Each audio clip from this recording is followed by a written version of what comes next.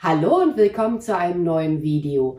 Dieses Mal habe ich vor, euch eine Frühlingsdeko-Idee mit Hyazinthen zu zeigen. Ja, und meine Hyazinthen, die hatte ich jetzt eine gute Stunde in einem Eimer mit Wasser stehen, damit die Knollen sich letzten Endes auch nochmal so richtig schön mit Wasser vollsaugen können.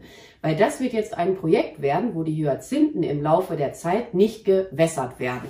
Ja, und dann nehme ich die jetzt mal hier aus ihrem Topf hinaus. Ich muss hier mal eben so ein bisschen schuckeln. Da werden jetzt auch ordentlich Wurzeln bei Flöten gehen. Das ist aber jetzt überhaupt nicht schlimm. Das können die Hyazinthen abhaben. Ein bisschen Erde kann da auch ruhig dranbleiben. Man muss das jetzt nicht so akribisch hier abfummeln. So, das packen wir hier mal in den Topf. Und dann wechsle ich jetzt auch mal die Perspektive für euch. Wie gesagt, etwas Erde kann da ruhig dranbleiben. Das macht jetzt überhaupt nichts. So. Als nächstes benötigt ihr etwas Frischhaltefolie, womit dann die Hyazinthe umwickelt werden wird, weil das wird jetzt ein Projekt werden, wo man die Hyazinthe im Laufe der Zeit nicht wässern kann und von daher verbleibt dann diese Restfeuchtigkeit innerhalb der Frischhaltefolie. Oder mal anders gesagt, dann kann die Hyazinthe im Laufe der Zeit nicht so schnell vertrocknen, als wenn man das jetzt ohne Folie machen würde. So, jetzt nehme ich mir mal Bindedraht hinzu, also so ganz feinen Bindedraht. Befestige den jetzt mal vorsichtig hier an meiner Hyazinthe, hier an dem Stiel, ne, wo der Stiel anfängt bei der Knolle hinauszuwachsen. Das Ende von meinem Bindedraht lasse ich jetzt mal ein gutes Stückchen hinausschauen, weil dann kann ich nämlich, ach Quatsch, den Anfang, so rum. Den Anfang lasse ich jetzt ein gutes Stück hinausschauen, weil dann kann ich nachher das Ende von meinem Bindedraht wieder daran befestigen. Überschüssige Folie schneide ich jetzt mal ab. Ich habe hier glaube ich eine ganz schlechte Schere. Ah ne, doch nicht. Doch, das geht. Müsst ihr natürlich jetzt vorsichtig abschneiden, nicht, dass ihr aus Versehen die Hyazinthe verletzt. Oder wisst ihr, was man auch machen kann? Man friemelt sich das hier nach unten hin weg, die Folie. Man kann sich jetzt auch mal überlegen, so allmählich, ob man die Hyazinthe nachher so wie ich aufhängen möchte oder ob man das zum Hinstellen machen möchte. Und ich habe jetzt hier Schleierkraut am Start.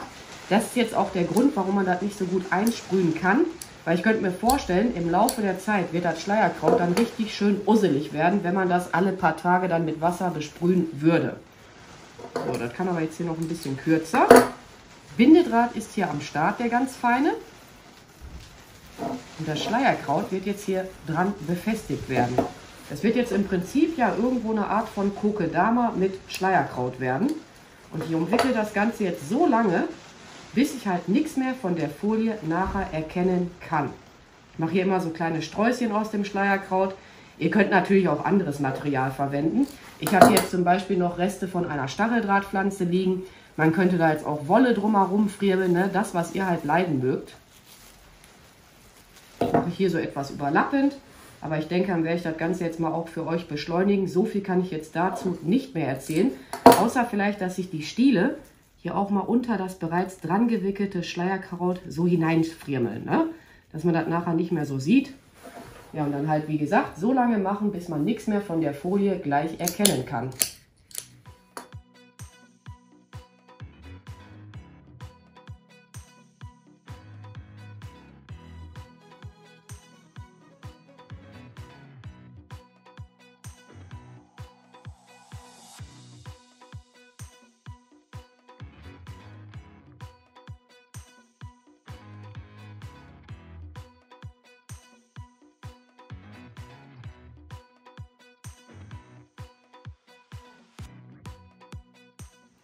So sieht das Ganze jetzt aus und bevor ihr euren Bindedraht jetzt einfach abschneidet, macht euch vorher nochmal Gedanken, ob ihr das hinstellen möchtet oder so wie ich später aufhängen möchtet.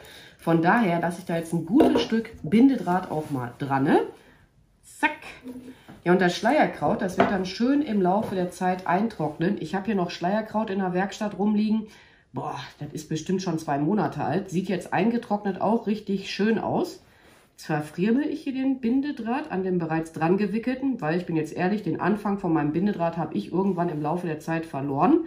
Jetzt bin ich hier gerade einmal verkehrt drumherum gegangen. So, ziehe es gut stramm. Ja, und wie gesagt, dann könnt ihr das ganz entspannt einfach mal so aufhängen oder halt nicht. Ja, und auf die gleiche Art und Weise werde ich die anderen beiden Hyazinthen auch gestalten. Bei der nächsten werde ich Stacheldrahtpflanze drumherum wickeln und bei der letzten höchstwahrscheinlich Plattenmoos. Allerdings bin ich mir jetzt noch nicht zu 100% sicher, ob ich nachher Moos verwenden werde oder vielleicht doch was anderes. Ne? Aber wie gesagt, das wird jetzt hier auf die gleiche Art und Weise erstellt werden wie bei der anderen Hyazinthe. Und ich werde hier meine Folie dann einfach immer so einschlagen. Ne? Das war letzten Endes irgendwie Quatsch mit dem überschüssigen Material abschneiden. Davon mal abgesehen, meine Schere ist jetzt auch nicht so prall. Und wo ist jetzt hier der Anfang von diesem Bindedraht? Ich glaube, ich habe ihn gefunden. Ich glaube, das war einer, der hatte sich mal so unschön abgewickelt. Das ist dann immer echt gemein. Bindedraht jetzt auch mal wieder befestigen. Das Ende kann man hinausschauen lassen, beziehungsweise den Anfang, wenn ihr den nicht im Laufe des Erstellens verlieren solltet, so wie ich auch.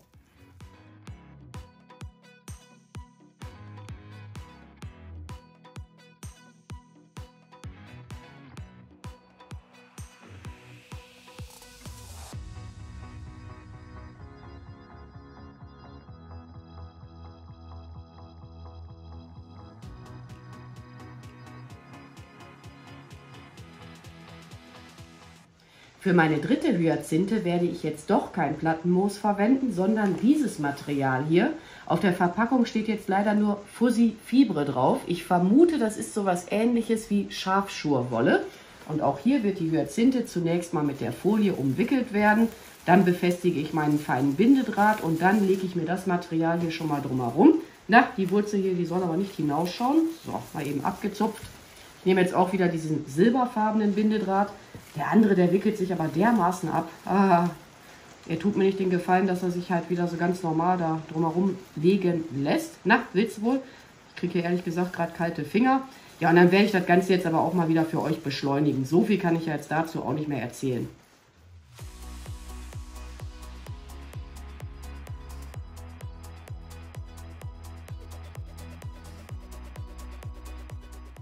Also wisst ihr was, ich baue das jetzt wieder ab. Das Ganze gefällt mir persönlich jetzt überhaupt nicht. War ein Versuch wert, aber nö, wenn man nicht dahinter steht, dann sollte man das auch lassen. Ich nehme jetzt doch Plattenmoos.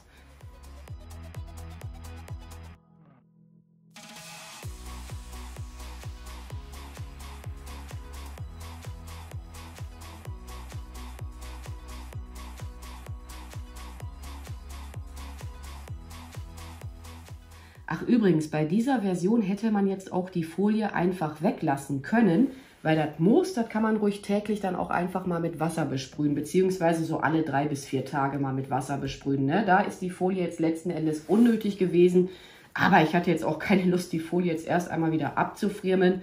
Und dann überlege ich mal, wo ich sie dran aufhängen möchte. Ich habe jetzt gerade so im Kopf einen Zweig von einer Korkenzieher-Haselnuss. Ne? Es gehen natürlich auch andere Zweige, je nachdem, was ihr bei euch im Garten finden solltet. Oder vielleicht begegnet euch ja beim Spazierengehen mal auf dem Boden so ein richtig schöner, interessanter Ast. Das bleibt dann auch wieder jedem selbst überlassen. Oder man stellt die 3 einfach dann nachher so zum Beispiel auf eine Baumscheibe mal so hin. Sähe auch gut aus. Ich bin jetzt gerade hin und her gerissen. Nein, ich verfolge weiterhin meine Idee mit dem Aufhängen. Ja, so sieht das Ganze jetzt aufgehangen aus und wie bereits erwähnt, ist das jetzt ein Ast von einer Korkenzieher-Haselnuss. Und noch mehr werde ich jetzt daran nicht dekorieren. Aber ich denke, mein Projekt ist ganz cool geworden und alle benötigten Materialien findet ihr auch nochmal in der Videobeschreibung. Ansonsten werde ich mich jetzt auch mal an dieser Stelle bei euch verabschieden. Ich bedanke mich fürs Zuschauen, macht's gut, eure Pink Peach. Bye!